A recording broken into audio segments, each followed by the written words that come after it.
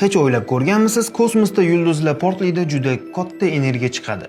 Lekin hech qanday ovoz bo'lmaydi. Nega? Hozir tushuntiraman, ungacha siz albatta like bosing. Ovoz aslida tebranish. Havo molekulalari bir-biriga uriladi. Shu tebranish qulog'imizga keladi va biz uni ovoz deb eshitamiz. Lekin kosmosda havo yo'q, molekulalar ham deyarli yo'q. Ya'ni ovoz tarqalishi uchun yo'l yo'q. Shuning uchun kosmos mutlaq jimjit. Masalan, ikkita astronavt bir-biriga qichqirsa yoki baqirsa ham bir-birini eshitmaydi, chunki sado kaskadan tashqariga chiqmaydi. Eng qiziq tomoni supernova portlashi. Bu yulduzning o'limi. Bu jarayonda quyosh milliard yilda chiqaradigan energiyaga teng energiya ajraladi.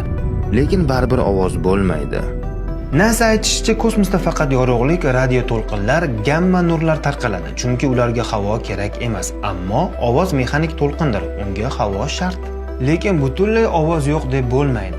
Galaktika markazida issiq gazlar juda kam bo'lganligi uchun past tebranishlar bo'ladi. Bu odam qulog'i eshita olmaydigan juda ham past ovoz desak adashmaymiz. NASA u tebranishlarni maxsus kompyuterlar orqali tezlashtirib, uni odam eshitadiganlik qilib o'zgartirgan.